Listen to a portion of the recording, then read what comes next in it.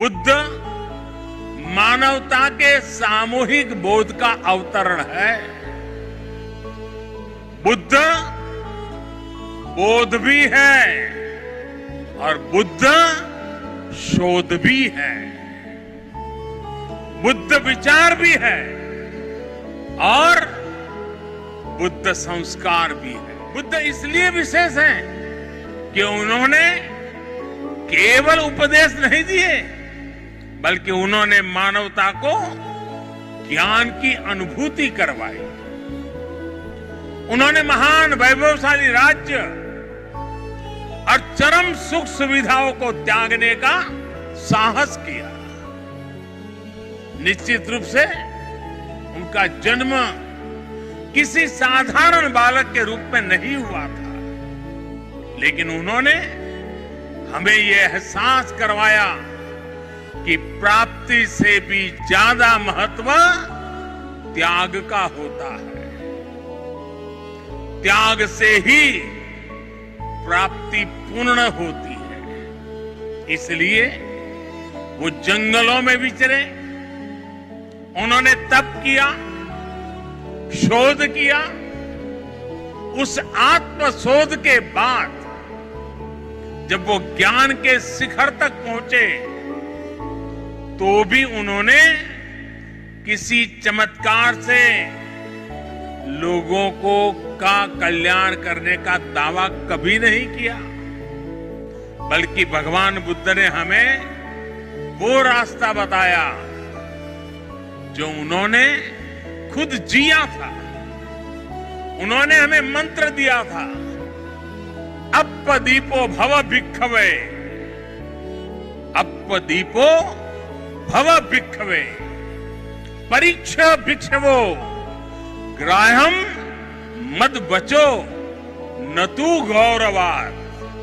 अर्थात अपना दीपक स्वयं बनो, मेरे वचनों को भी मेरे प्रति आदर के कारण ग्रहण मत करो, बल्कि उनका परीक्षण करके उन्हें आत्मसात करो।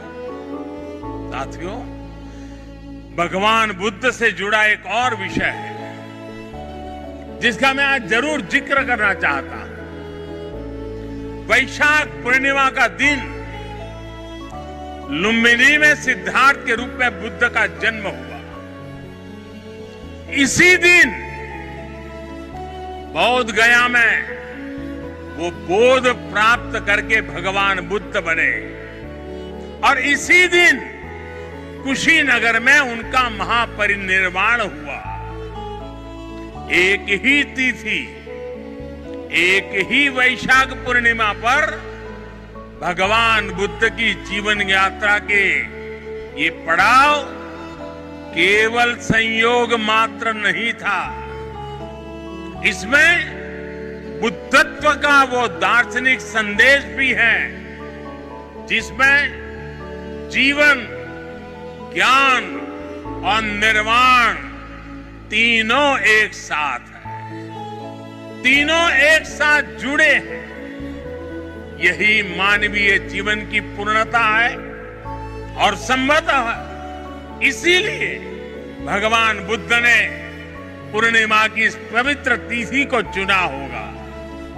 जब हम मानवीय जीवन को इस पूर्णता में देखने लगते हैं, तो विभाजन और भेदभाव के लिए कोई जगह नहीं बचती।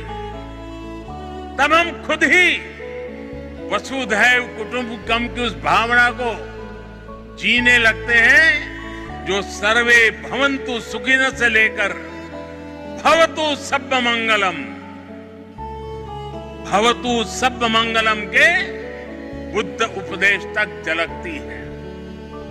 इसलिए भौगोलिक सीमाओं से ऊपर उठकर बुद्ध हर किसी के हैं, हर किसी के लिए है।